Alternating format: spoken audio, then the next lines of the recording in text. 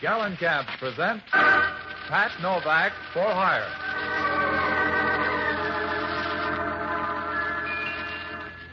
Cinderella lost a shoe, and so she got a maid. With lovely shoes a girl can't lose. In Gallon Cabs she'll race. More miles to a Gallon Cab. Yes, Gallon Cabs, the family shoe stores with the yellow fronts.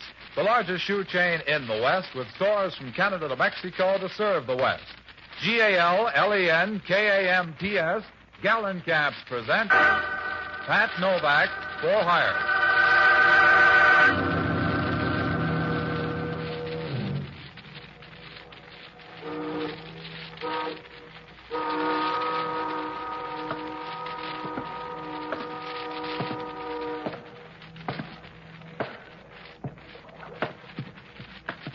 Sure. I'm Pat Novak for hire.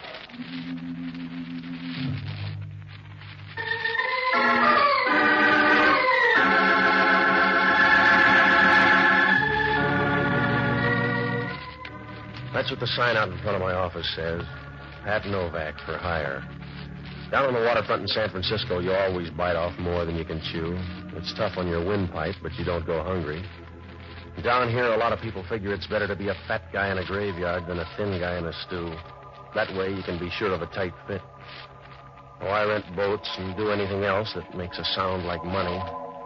It works out all right if your mother doesn't mind you coming home for Christmas in a box. I found that out Wednesday night about 9 o'clock. I closed the shop early and I came home to read. Well, it wasn't a bad book if you ever wanted to start a forest fire. It was one of those historical things, and the girl in it was just getting her second wind and her third man when the door to my apartment opened and the place began to get crowded. From where I sat, the crowd looked good. She sauntered in, moving slowly from side to side like 118 pounds of warm smoke. Her voice was all right, too. It reminded you of a furnace full of marshmallows. Good evening.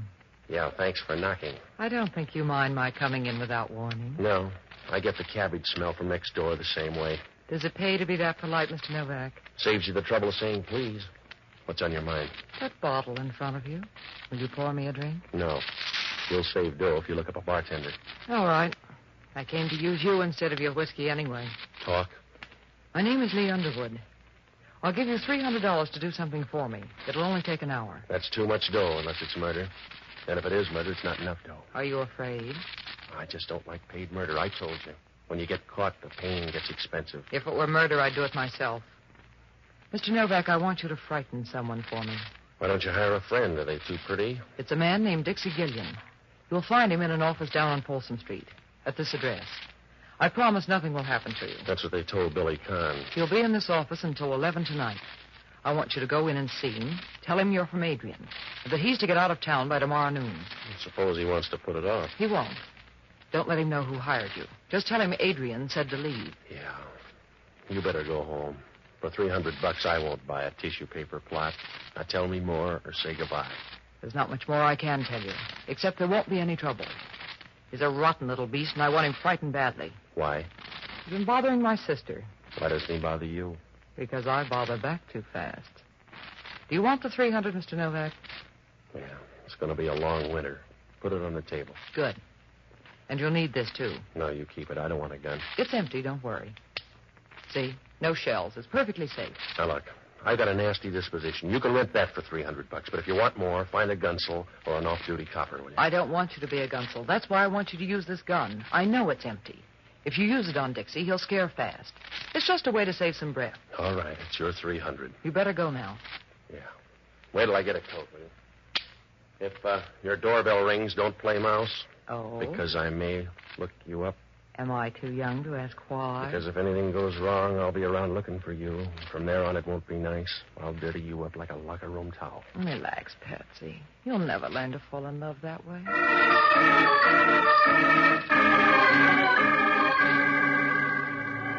She handed me the gun and walked out of my apartment. Seeing her leave made you feel like Frank Buck losing an argument. She walked with a nice, easy swing of a satisfied leopard, and for a small leopard, she had pretty good spots, too. I put the gun in my overcoat pocket, and I went down to Folsom Street. The address was down near the bridge entrance, and the street was deserted except for a couple of winos near the corner trying to buy back 1926 at $1 a jug. I stopped in front of the place. It was a machinery company. I could see a light burning in the back. I began to walk through the place. It was so quiet you could hear a worm with whooping cough, and there were enough shadows around to keep a ghost happy for years. When I got to the office back in the corner, through the glass, I could see a man sitting at the desk. When I opened the door and walked in, he didn't seem surprised. Come on in, mister. You're bad on noise. Yeah? That's right. You make too much for a thief and not enough for a customer. What do you want? About 10 words if you're Dixie Gillian. Go ahead. You better look up a timetable. What makes you that tough? This. Oh. Why do you look tougher with a gun? Does it make you talk faster? I'm going to say it slow, mister. Pack up your rompers and get out. Is that you talking or somebody else? I'm just the guy with a gun. Adrian does the talking. And he says get out. That's right. You got the whole message now. All right, you told me. So wander out and spend your dough. I will. You'll need part of it, though, because I'm going to give you an answer for Adrian. I'm going to take that gun away from you, mister. You can pick the pieces out of your head on the way home. You better stand back or I'll share it with you. You got your offer, mister. Let's see you make good. Here. Save your muscle, Drop fella. that gun, will you? Save your Drop muscle, that gun. fella. The gun's empty. Somebody fooled us, mister. Sometimes you can get a home run with a half swing. That's the way it was this time. He couldn't have made it with a prayer book in both hands. He slid down to the floor and trembled for a moment and then flattened out like a leaf in a pool of water. Just before he died, he grabbed his side as if he didn't like the way it hurt. And then he didn't care. I rolled him on his back and let him look at the ceiling. His eyes were open and he looked surprised, like a guy who didn't figure on a change in the weather. There was a scar that ran across his forehead and dug deep into his hairline. And he was lying there with a bunch of pink gum showing as if he was trying to pick up a few bucks with a toothpaste ad. I didn't have time to tell him how sorry I was, because if homicide caught me here, I'd have about as much chance as a canary in a basement full of cats. I started for the door. Right then, I knew I could start ordering birdseed. It was Hellman. And he walked over to have a look at the body.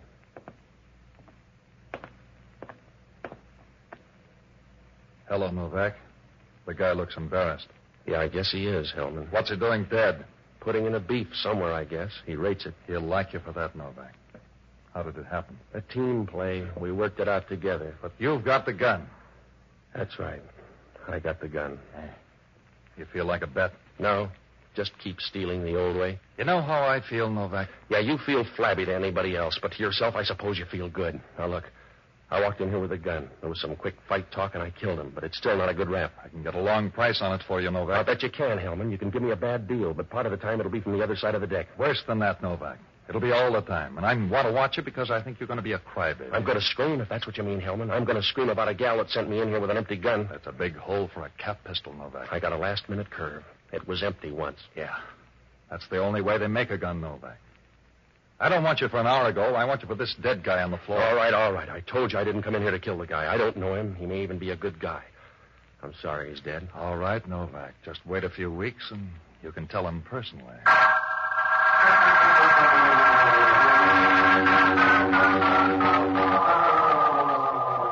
Hellman had me up against the rail and he knew it.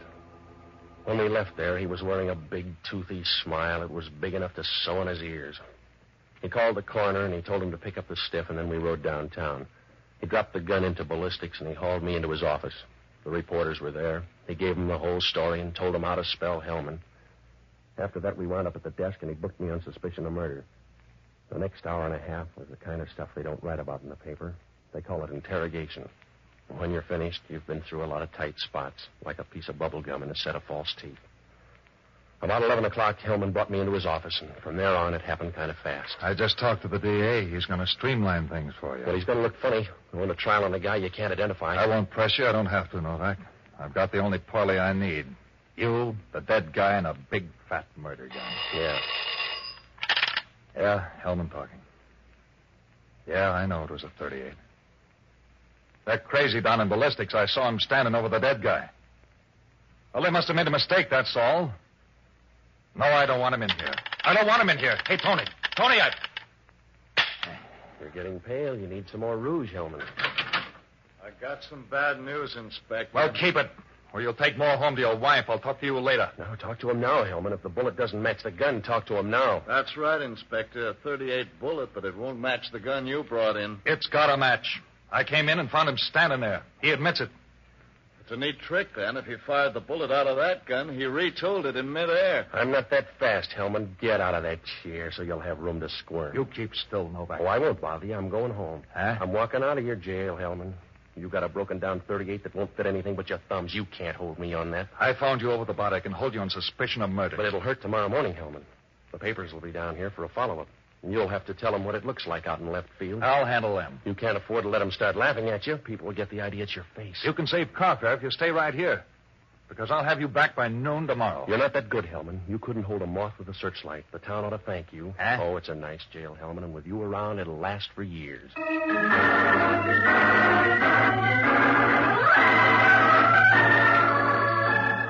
We'll return to Pat Novak in a moment.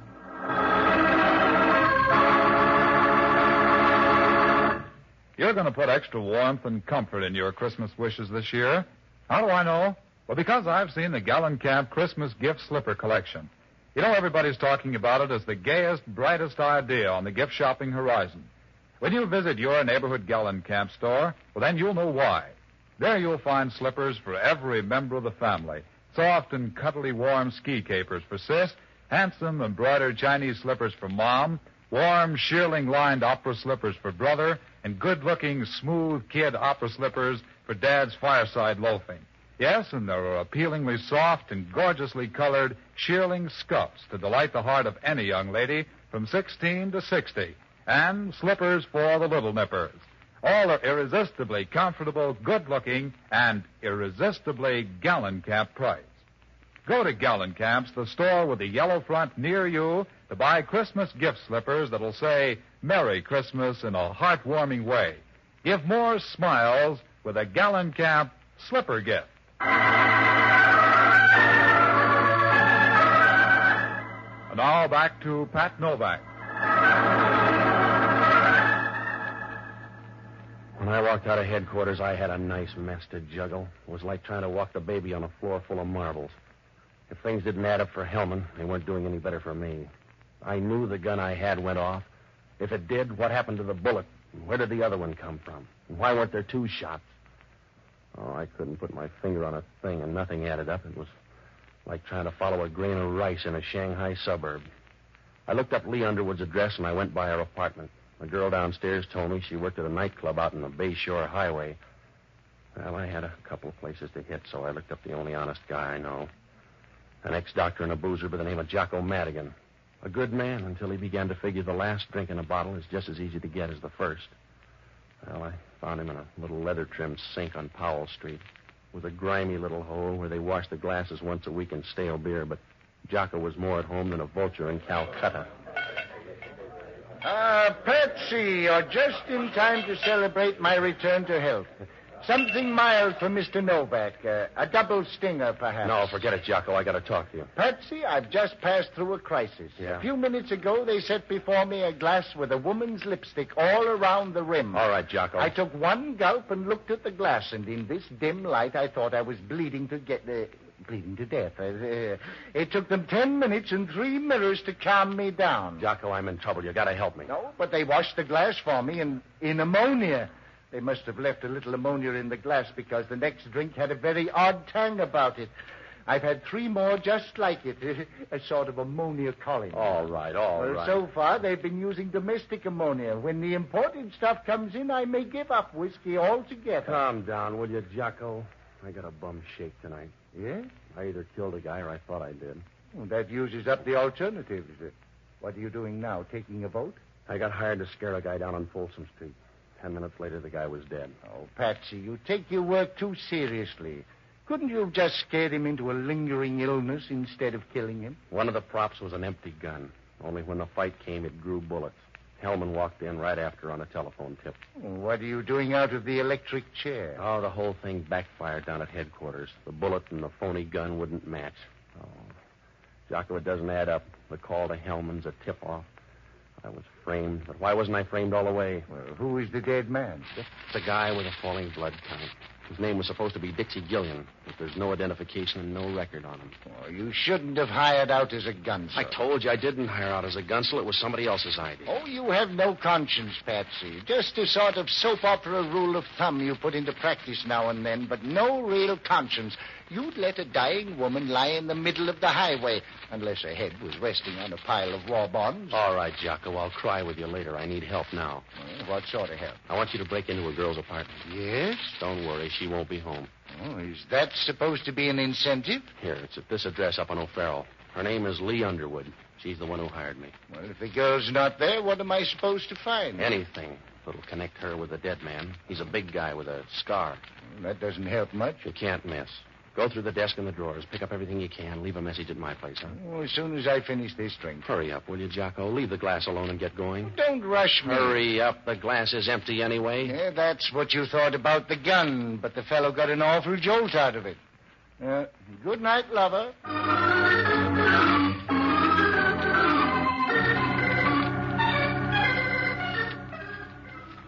I went by a horse parlor on O'Farrell Street and borrowed a car from a guy. It was after midnight when I started down the Bayshore Highway, and about a half hour later I pulled up in front of the Cat's Paw. It was a long, rambling place on the left side of the road. No, there was no plan. It just followed the erosion line until they ran out of material.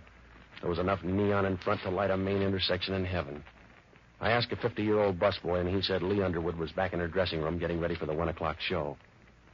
When I walked in, she was sitting in front of a mirror, working on an upswept hairdo. If she swept it up any more, it was going to leave her head. I stood behind her, looking at the pink, fresh part of her neck that didn't show when her hair was down. You seem fascinated, Patsy. No. I just want to know where to break it. Oh? Sit down on the footstool here next to me. That's it. I like to look down on people. Here, let me brush that strand of hair back. Or do you like it in your eyes? Brush it back so I can see your answers. Who's Dixie Gillian? What difference does it make? None to him and some to me. He's dead. No, he couldn't be dead. He'd like to believe that, too. I couldn't sell him that story about an empty gun. He couldn't have been killed with that gun. No? No, I put in a blank, Patsy. Somebody used a hard-working bullet because Dixie's dead. There was no reason to kill him. I don't understand. That makes you even with homicide, but they got a bigger team. I don't understand it, Patsy. Who's Dixie Gillian? He was after some microfilm. I thought I could scare him away. You better be ready to identify him because homicide stopped. Even the scar didn't help. What scar? Scar across his face. There's no record on him. Oh, no, Patsy. Everything goes wrong. Everything you touch goes wrong. That's the wrong man, Patsy. Yeah. Well, it's too late for a recount. You've got to get to that body, Patsy. I don't know how, but some way you've got to get to him. You look good, Lee. You'll make a nice picture. Wait a minute, Dixie. You don't need your coat. Come on. I don't know how it happened, Dixie. I didn't mean it that way. If you like it that way, all right. Bring your boyfriend, too. No, don't let him, Patsy. Oh, that gun's too big. I'm going with him. It was a short trip. He led us out of the dressing room and down a thin hall to the back door. On the way past the kitchen, you could smell onions and used grease, and that's all you noticed, except the sound of a jukebox somewhere out in front, and someone laughing in a loud, mirthless way. When we got to the door, it was raining outside. We walked about 40 feet, over near some trees where the dark was working overtime, and the gunsel made her stop. And that's where it happened. She's going to get wet, mister. You'll have a little trouble yourself.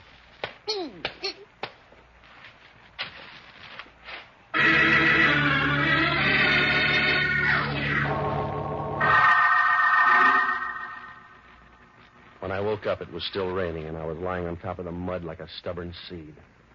My wallet was gone, and the gunsel had ripped open my pockets. I stood up, and I walked over for a last look at Lee. The rain had washed the makeup off her face, and she looked small and tired as she lay there, like a broken doll that had been tossed out in the rain. I guess she was. I got to the car, and I drove back to town. I checked my place, but there was no word from Jocko, so I went up to Lee's apartment. When I opened the door, the room was dark, but I knew someone was on the floor. Either that or they'd varnished the floor with bourbon. I flipped on the light and bent over Jocko. Wake up, Jocko. Come on. All right, Jocko, wake up. Oh, a little ammonia. A little ammonia, I think, would bring me around. What happened? I was sapped, I guess. Yeah, everybody's got the same act tonight. Help me up. All right, come on.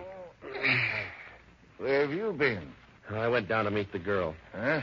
Where'd you meet her? In the swimming pool? I've been in the rain all night. She's going to stay longer. What'd you find out? The fellow with the scar is her husband. Yeah? There's a picture in the desk. Are there any more pictures? Oh, a few. Take a look. Where, in here? Yes. Well. Who is he? Must be Dixie Gillian. He was down to pay off a debt tonight. She called him Dixie once. There's a note with that name and address in the other drawer. He's our boy. We better get up there. Not if he's already killed 2 other people. We can't wait for Hellman. If he gets away, I'm all through. I won't have a leg to stand on. That's my point. When the other fellow gets through with us, we won't have much standing to do.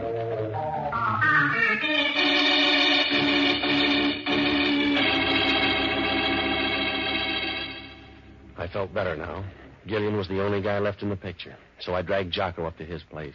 It was an apartment on Post Street. The elevator operator took us to the 8th floor and said that Gillian had come in a few minutes before. There was no answer, so we tried the door and it was open. Jocko didn't like the idea. Oh, Patsy, this is folly. Risking my life is one of the bravest things you do. Keep still, Jocko. What are we supposed to do? The door was open, wasn't it? So are a lot of graves, but I've never been tempted. Hey, look at the furniture. There's been a fight here. I'll look in here. You check in the bedroom. If I'm not right back, don't expect me at all. Yeah. Patsy, come here. Yeah? There's somebody on the fire escape. Stand back here. He's not moving. He was leaning that way when I first saw him. I'll get on this side. You raise the window. Go easy, Jocko. Can you see him from there? Raise it a little more. He's still leaning there. I can reach out. Now watch yourself. If he's kidding, you'll lose an arm. I've got him. Raise the window more. Yeah. Oh, Patsy, he's falling. Give me a hand. Well, here, let me through there. Oh, it's too late. I can't hold him. He's falling. I'm sorry. Yeah. He was probably dead anyway. If he wasn't, that was a step in the right direction.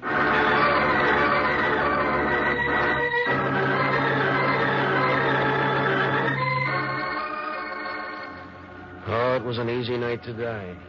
3 of them had checked out already, and there was still time to look for more. Jocko and I went downstairs to see the guy. He was lying face down in the alley, and as you looked at him, you got the funny feeling he belonged there. He didn't disturb the scene. He just fitted in, like a dirty, wet newspaper under a grandstand. There was a gun in his pocket, probably the same one that killed the girl, but there was no way of knowing.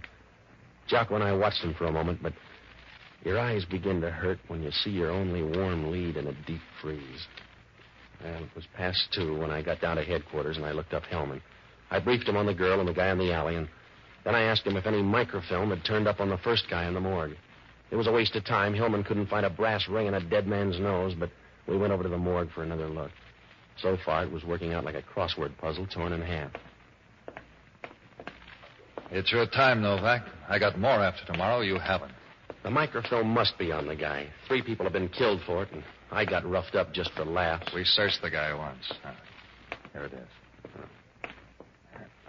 Help me roll it out. Yeah. Well. He sure got thin under that sheet, didn't he? Wait a minute. Oh, you run a good morgue, Hellman. What'll the papers say when they hear the stiff got up and walked out? They got him in the wrong place or something. He didn't walk out. He's gone, Hellman. Have you got an answer? He's been moved, I tell you. The guy was dead, and I saw him put him here. He couldn't be walking around with a hole in the middle of his back. Oh, I don't know, Hellman. You can do it with one in your head. Don't sell the guy short.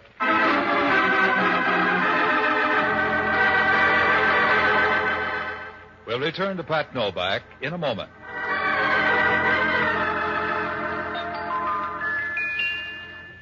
Cinderella lost a shoe, and so she got a mate. With lovely shoes a girl can't lose. In gallant camp she'll wait. What girl hasn't dreamed Cinderella dreams of her own and wished for a fairy godmother to make those dreams come true?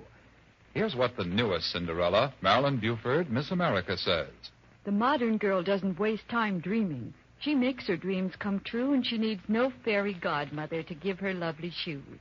She doesn't, that is, if she has discovered my favorite shoe store, Gallencamp. Yes, Marilyn. For gracefully lovely shoes, flattering and in the latest fashions, wise girls go to Gallencamps. Gallencamps are shoe style leaders. And so amazingly priced, a girl can afford to have all the shoes she needs. And here's extra good news of a special Thanksgiving shoe sale. Yes, prices are actually going down on many of the up-to-the-minute shoe styles tomorrow at Gallon Camps. So shop this sale at the Gallon Camp store near you tomorrow to step assured into the exciting holiday activities ahead. Look lovely in Gallon Camps. Cinderella lost a shoe and so she got a maid. With lovely shoes a girl can't lose. In Gallon Camp she'll raid. And now back to Pat Novak.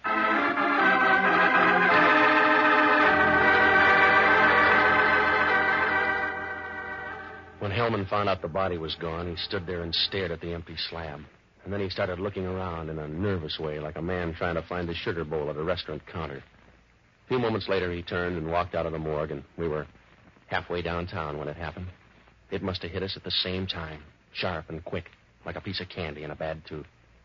That guy back in the alley had come off that slab in the morgue. We got out to Dixie's place, and we began to check. There was a phone operator downstairs, and she said Dixie had put through a call about 2 hours ago. Hellman checked the number, and it was the ticket office of a railroad. We got downtown, and we ran through the timetable. There was a train leaving the Oakland Mole in 40 minutes. Oh, it was an outside chance, but tonight that was the only kind for sale. We got down in time to slide on the last ferry over to the Mole. It was still dark out when the ferry pulled away from the slip and started across the bay. Over toward the Berkeley Hills, it was beginning to get light. The sky was the color of a bruised spot on a man's arm.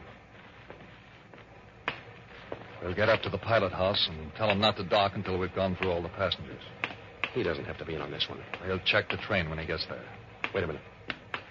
You don't have to check. There's your boy. Where? Up there. On the rail. Now, you better go easy. He's not a scale model. Just walk quietly until we're behind him. Yeah.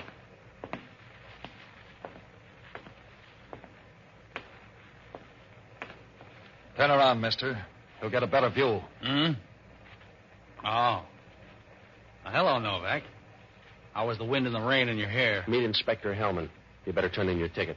Well, I hope you brought your muscle. Grab it, Hellman. That's what I'm trying to do. All right, copper. Watch it. I'm being pushed over on the rail. Yeah, I'm worried, Hellman. Watch it, Novak. I'm going over. Novak! There's one down, mister. Now for you. Yeah.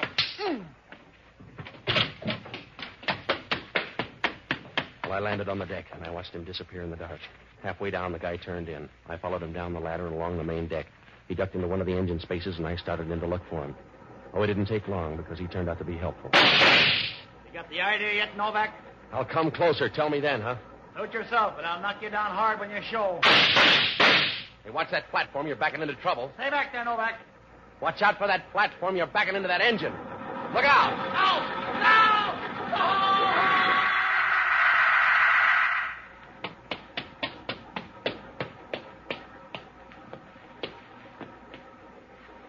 I kind of wound up last, huh? Yeah. That's the way it looks. Did you get the microfilm? Yeah. I got a big hurt. Does it show? A little. Yeah.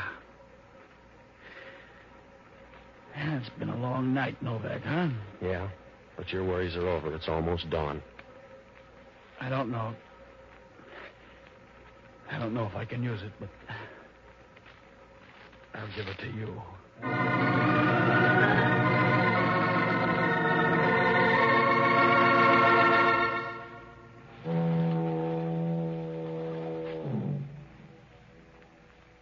Well, they fished Hellman out of an oil slick a few minutes later. It was the first time his hair ever looked good. Dixie Gillian lasted long enough to piece the story together for homicide. Lee Underwood was on the level. She knew her husband was carrying microfilm and was worried, so she hired me to scare off Gillian. It might have worked, too, because Adrian was too big for Gillian to argue with. But the first slip came when Lee's husband went by to make a deal with Dixie without telling her. Well, when I jumped him, Dixie was outside and figured it was a double cross. He didn't have time to figure it, but he killed him with a silencer when Lee's phony gun went off. Well, he spent the rest of the time looking for the microfilm. That's why Jocko got sapped and the girl got hers. And by that time, Dixie knew the microfilm was still on the dead man. The only way he could be sure was to get the body out of the morgue. He took it up to his apartment, and when he got the film, he planted the gun and put the body on the fire escape. It was safer that way. There was a 50-50 chance the police would miss it the first time around, and He'd have a fair lead. It almost worked out for him, except for that phone call. The microfilm? Well, it was in a capsule next to the roof of the guy's mouth. Yeah, so old it was new again. Well, Hellman asked only one question. In that fight, did I have anything to do with pushing him against the rail? I told him. Sometimes those ferry boats roll as much as 45 degrees. Be sure to join us next Sunday evening and every Sunday, same time, same station, for radio's newest show, Pat Novak for Hire. And don't forget, the store with the yellow front is the Gallon Cap Shoe Store. Gallon Cap shoes are good shoes. There's something about them you'll like. Franklin Evans speaking. This is ABC, the American Broadcasting Company.